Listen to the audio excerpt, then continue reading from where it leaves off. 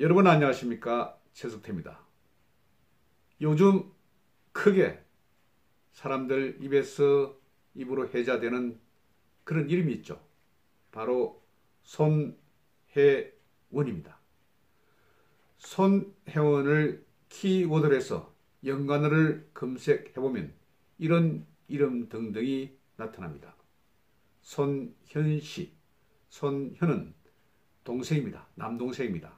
바로 밑 남동생인데 굉장히 손혜원에 대해서 대항하는 그런 어려운 사람인 것 같습니다. 또 손혜원의 아버지 손용우 그리고 피우진 보훈처장 등이 연관 검색어로 나타났습니다. 최근 손혜원의 아버지 손용우에 대해서 국가유공자 지정에 대해 많은 말들이 많습니다. 국회 정무위원회에서 이 문제에 관해서 질타가 쏟아졌습니다. 김진태 의원 등 야당 의원들은 피우진 보훈처장에게 이렇게 질타했습니다. 손용우가 간첩 혐의가 있다. 그런데 어떻게 국가유공자로 지정이 될 수 있는가? 그러면서 그 근거로 경찰 관련 서류를 제시했습니다. 그 관련 서류를 보면 1986년 치안본부는 지금의 경찰청의 전신입니다. 그러니 굉장히 근위가 있는 그런 서류가 되겠죠. 경찰청에서 만든 서류. 또 1989년에 가평경찰서장이 발행한 서류입니다. 이어 1990년 성북경찰서장도 발행한 경찰 서류가 있었던 모양입니다. 그 서류에는 이렇게 되어 있습니다. 손영우가 1947년에 울북에서 1948년에 다시 난파됐고 그리고 1950년은 6.25 전쟁이 일어나는 그 해입니다. 그때 여러 가지 간첩 활동을 했다. 이런 경찰에서 만든 서류가 있다. 이런 상황에서 간첩 혐의가 있는 사람에게 어떻게 국가유공자로 지정할 수 있겠는가? 이렇게 피우진 보훈처장에게 물었습니다. 피우진 보훈처장 정말 모습도 그렇지만 아주 생각도 이해할 수 없는 그런 사람인 것 같습니다. 저는 피우진 보훈처장이 이전 군대에서 육군 중령으로 예편을 했다고 하는 소리를 들었습니다. 한때 군인이었습니다. 군인이면 적의 침략을 막아내고 국가 수호를 위해서 한때는 그렇게 노력했던 그런 사람이 아닙니까? 그런데 최근 들어서는 저는 도저히 이해를 하지 못하겠습니다. 예편 후에 진보신당 18대 총선 예비 후보로 비례대표 예비 후보로 그렇게 출마하게 됐습니다. 진보신당입니다. 그리고 나서 문재인에 의해서 발탁이 돼서 보훈처장이 됐습니다. 굉장히 특이한 인사였죠. 장성급 출신도 아닌 육군 중령, 예비역 중령이 또 여성이 보훈처장이 됐던 것입니다. 그래서 여기 코드에 맞추려고 그러는 것인가요? 계속해서 이상한 그런 행태를 보이고 있습니다. 김진태 의원 등 야당 의원들의 질의에 또 이렇게 답했습니다. 그런 경찰 서류 말고 또 다른 상반된 서류가 있다. 이것을 이야기했습니다. 이 서류란 것은 아마 이런 것이었을 것 같습니다. 1985년에 손용우가 경찰관 2명, 전직 경찰관 2명을 인후 보정으로 해서 자기가 보훈처에 제출했던 모양입니다. 국가보훈처로부터 국가유공자를 받기 위해서. 그런데 그 서류를 보면 대충 이런 내용이 있다고 합니다. 손용우는 이후 전향해서 일종의 경찰 뿌락치, 사찰요원이라고 합시다. 뿌락치라는 소리가 별 좋은 이야기가 아니기 때문에 그렇게 사찰요원이 돼서 여러 가지 대공 업무에 이바지됐다. 이제 그런 서류라고 하는 것입니다.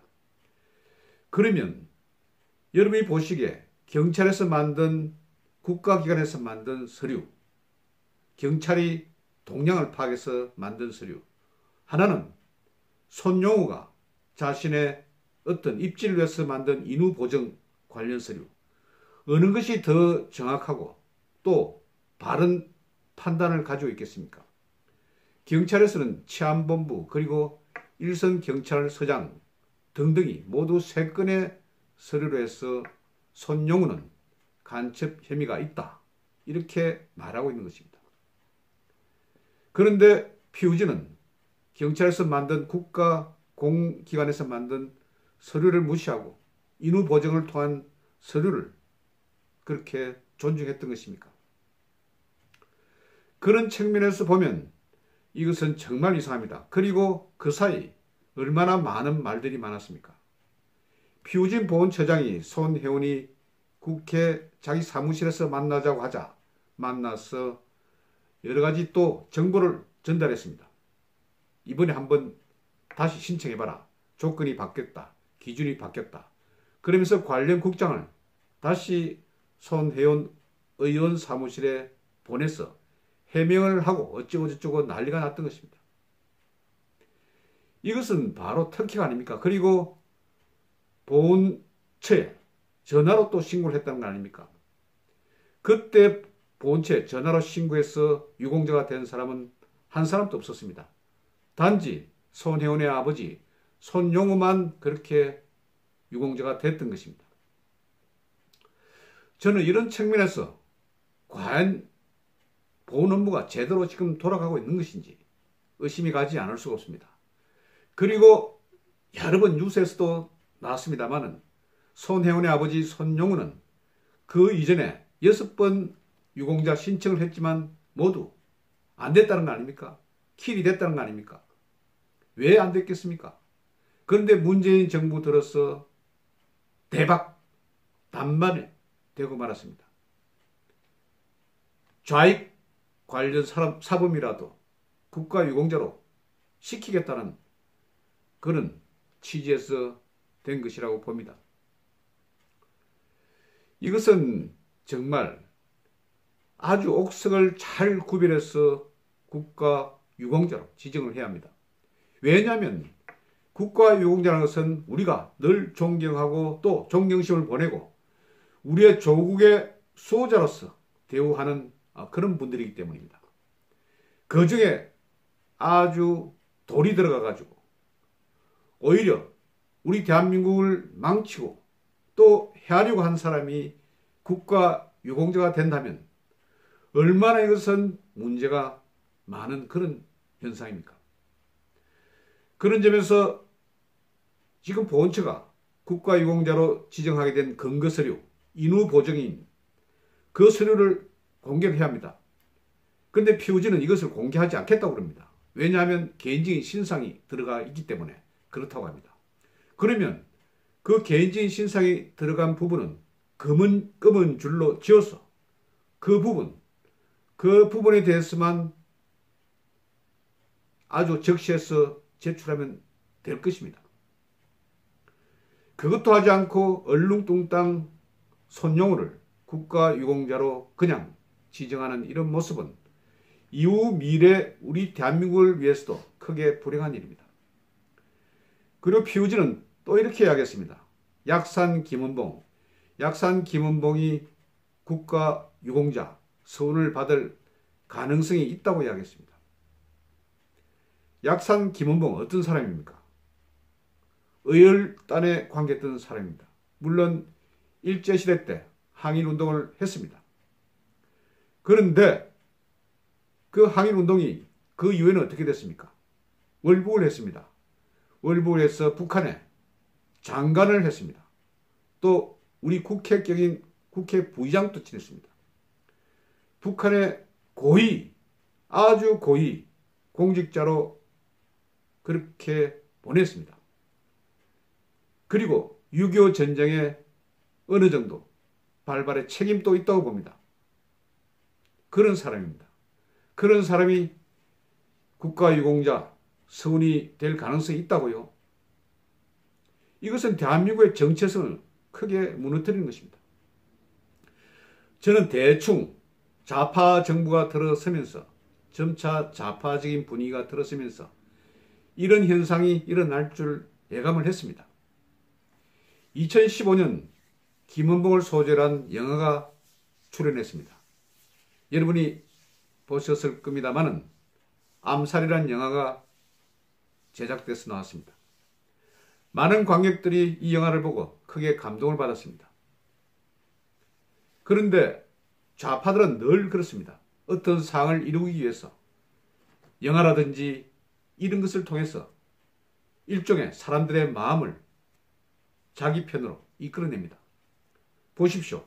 영화 택시 운전사, 그리고 1987, 판도라, 변호인 등등 선거가 임박할 점에 이런 영화들이 출연을 합니다. 지금 많은 사람들이 영화 암살로 인해서 김은봉에 대해서 굉장히 좋은 감정을, 긍정적인 감정을 가지게 됐습니다. 이것을 기하로 김은봉을 지금 대한민국 국가 유공자로 지정을 할 그런 단계에 와 있다는 것입니다. 항일운동 한 부분은 이해를 합니다만은 그 사람이 북한에서 우리나라의 장관 역할을 한 고위 관료였다는 사실을 아는 사람들이 좀 많아졌으면 좋겠습니다.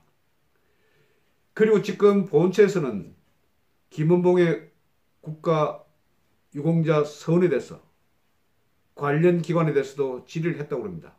법을 담당하는 그런 공단에 대해서 질의를 하니까 법적으로 문제가 없다는 그런 해시를 받았다고 합니다. 이게 어떻게 이런 현상이 일어났겠습니까? 저는 2015년 문재인이 페이스북에 쓴 글을 기억합니다. 어떤 글을 쓴 줄 압니까? 영화 암살을 보고 나서 자기가 페이스북에 쓴 글을 보면 김은봉 같은 사람에게 최고 독립유공자 그런 상을 드리고 싶다. 그리고 또 술 한 잔을 바치고 싶다. 확실한 키워드는 제가 생각을 좀 그렇지만 이런 취지로 글을 썼습니다. 그러니까 벌써 문재인은 대통령이 되기 전부터 이런 생각을 가지고 있었다는 것입니다.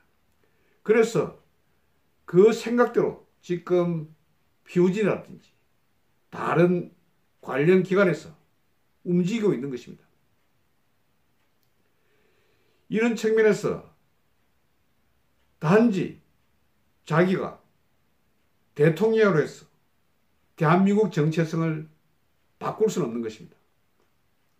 저는 김은봉이 일제시대 독립을 운동한 점은 인정을 하지만 북한에서 김일성과 함께 장관으로 지내면서 6.25 전쟁을 획책하고 우리 대한민국을 괴롭힌 그 부분, 이것은 대한민국 유공자가 아니라 대한민국을 해친 그런 사람입니다. 이런 사람에게 대한민국 유공자로서 서훈을 내린다는 것은 이건 있을 수가 없습니다. 정말 우리 애국 시민들이 정신을 차려야 합니다. 자칫 잘못하다가는 어떻게 지금 변할지도 모릅니다. 손혜원 지난번에 자기 재산 투기 문제로 말썽이 났을 때 이렇게 이야기하지 않았습니까? 자기가 가지고 있는 낮은 칠기라든지 도자기 이런 것이 100억이 넘는다고 그랬습니다. 그러면서 이것을 좋은 것은 중앙박물관에 기부를 하고 나머지 것은 좀 못한 것은 지역에 기증을 하겠다. 이렇게 이야기를 했습니다. 저도 충분히 그 이야기를 들었습니다. 그런데 이번에 보니까 재산 신고 부분에서 자기가 가지고 있는 도자기, 낮은 철기 이런 것이 28억이라고 그렇게 이야기를 하더군요. 이것은 보면 어떤 사안에 있어서 자기 마음대로 그냥 줄을 내리고 확대하고 침소, 봉대하고 이런 사람이라는 것이 저는 여실히 드러났습니다. 부끄러움이 없습니다. 이런 측면에서 손혜원의 아버지 손영우, 독립유공자 서훈, 이미 자기 어머니에게 문재인이 직접 상을 주고 이런 쇼도 벌였습니다만 지금이라도 제대로 검색을 하고 검증을 하고 또 제대로 찾아서 문제가 있다고 여겨지면 취소를 해야 합니다. 어떻게 간첩 혐의, 아직까지는 혐의입니다만 간첩 혐의가 있는 사람에게 대한민국 유공자로서 서훈을 수여할 수 있단 말입니까? 그리고 더불어 약산 김은봉에 대해서 이런 서훈 가능성도 이제는 언급하지 말아야 합니다. 자칫 잘못하다가는 우리 대한민국이 정체성이 지금 어디로 지금 흐를지 모릅니다. 곳곳에서 지금 현재 문제가 생기고 있습니다.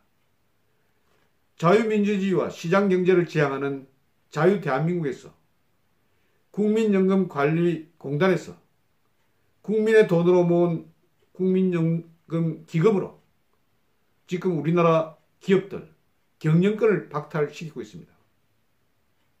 물론 대한항공의 일부 가족들의 경영에서 문제가 발생한 것도 압니다. 딸들의 그런 일탈도 잘 기억하고 있습니다. 그렇지만 그에 대한 벌을 주면 되는 것이지, 그 기업 대한항공이 어떤 기업입니까? 월남전에서 돈을 벌여서 그때 대한항공을 만들어서 지금까지 국적기 태극 문양으로 전 세계를 누비고 있는, 그래도 대한민국의 상징입니다. 그런 기업을 경영권을 지금 박탈시켰습니다. 그 본 창시자의 아들을 지금 현재 쫓아냈습니다. 이게 여러분들이 간단하게 생각할 일이 아닙니다. 자본주의 사회에서 이런 식으로 경영권을 박탈한다는 것은 바로 사회주의로 가는 그런 일종의 첩경입니다. 모르는 사이에 지금 현재 우리는 너무 많이 변했습니다. 2017년도 5월 문재인이 이 자리에 앉고 난 이후부터 2년도 채 안 돼서 우리 사회는 현재 너무나 빨간 쪽으로 지금 흐르고 있습니다. 좌파 쪽으로 흐르고 있다는 말입니다. 우리 국민들 이제 각성을 해야 합니다. 그리고 한가할 것은 한글해야 합니다. 그리고 목소리를 내야 합니다. 손영우, 김은봉, 절대 대한민국 유공자로서는 자격 미달입니다. 저는 감히 그렇게 이야기합니다. 보훈처장, 피우진 보훈처장, 제대로 옛날 군대 장교로 임관할 때 그 초심으로 돌아가길 바랍니다. 자칫 잘못할 경우 대한민국이 깊은 수렁에 빠질 수 있다는 그런 생각입니다. 그리고 야당 의원들 지금이라도 대우각성하고 이 난국을 해쳐 나가는데 선봉에 서주길 바랍니다. 오늘은 손혜원 아버지 손영우의 국가유공자 지정과 그리고 김은봉 전 의열단 관계자, 물론 일제시대 때는 독립투사였지만 이후에 북한에 가서 장관까지 얘기만 김은봉에 대해서는 국가유공자 서훈 지정이 절대 불가함을 말씀드리면서 소식 마치도록 하겠습니다. 경청해 주셔서 대단히 감사합니다. 고맙습니다.